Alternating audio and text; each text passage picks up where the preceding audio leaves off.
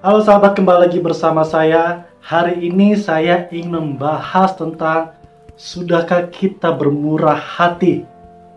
Salah satu karakter yang harus dimiliki oleh orang percaya adalah murah hati dan tidak sombong. Karena di firman Tuhan dijelaskan, hendaklah kamu murah hati, sama seperti Bapamu adalah murah hati. Tuhan Yesus menegaskan perintah ini pada saat dia mengajar di atas bukit. Berbahagialah orang yang murah hatinya, karena mereka akan beroleh kemurahan. Kita tahu apa yang sedang dialami oleh bangsa kita ini. Dan sebagai gereja Tuhan, apa yang kita alami, apa yang kita hadapi, teruslah pandang kepada Tuhan. Tidak ada yang bisa membatasi kita untuk terus berjumpa dengan Tuhan. Dan murah hati juga berarti memperhatikan orang yang sedang mengalami kekurangan. Contohnya menawarkan bantuan kepada mereka yang memerlukan. Kita tahu di negara kita Indonesia ini lagi sedang mengalami virus corona. Dan tugas sebagai gereja Tuhan bagaimana memperhatikan umat-umat Tuhan untuk terus tetap setia dalam iman dan saling membantu, memperingatkan supaya terus mengandalkan Tuhan.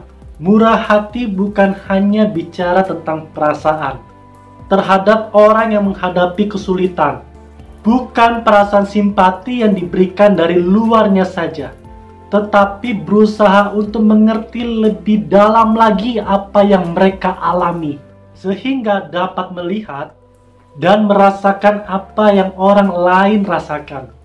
Yohanes mengatakan, jika seseorang itu memiliki harta lebih, tetapi tetap menutup mata atau berpura-pura tidak tahu terhadap saudaranya yang kekurangan, di dalam dirinya tidak ada kasih Tuhan. Barang siapa tidak mengasihi, ia tidak mengenal Tuhan, sebab Tuhan adalah kasih. Mempunyai kemurahan hati berarti mempunyai kepedulian yang sangat tinggi terhadap orang lain dan mau ikut terlibat. Ia tidak hanya menawarkan kata-kata nasihat atau mengupas panjang ayat-ayat Alkitab di hadapan orang yang sedang mengalami kesulitan tanpa berbuat apa-apa. Melainkan kasih itu harus ada tindakan. Yakobus 2 ayat 15-17 dikatakan, jika saudara atau saudari tidak mempunyai pakaian dan kekurangan makanan sehari-hari, dan seorang dari antara kamu berkata, selamat jalan, kenakanlah kain panas, dan makanlah sampai kenyang, tetapi ia tidak memberikan kepadanya apa yang perlu bagi tubuhnya, apakah gunanya itu? Demikian juga halnya dengan iman. Jika iman itu tidak disertai dengan perbuatan, maka iman itu pada hakikatnya adalah mati. Apa upahnya bagi seorang yang bermurah hati? Tuhan berjanji bahwa mereka yang memperhatikan orang lain dan menunjukkan kemurahan hati terhadap sesama akan beroleh kemurahan juga sebagai balasan apa yang dia perbuat, baik dari sesama ataupun kepada Tuhan langsung. Lukas 6 ayat 31 mengatakan, dan sebagaimana kamu kehendaki supaya orang berbuat kepadamu, perbuatlah juga demikian kepada mereka.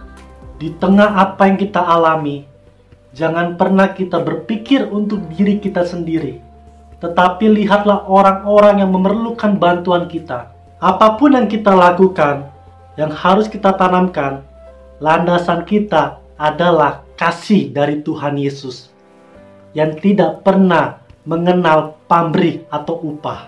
Sehingga kita harus percaya upah kita besar di surga. Apapun yang kita tabur, suatu saat nanti kita akan menuainya berlipat-lipat kali ganda. Sampai ketemu di video-video selanjutnya. Tuhan Yesus memberkati kita semua. Amin.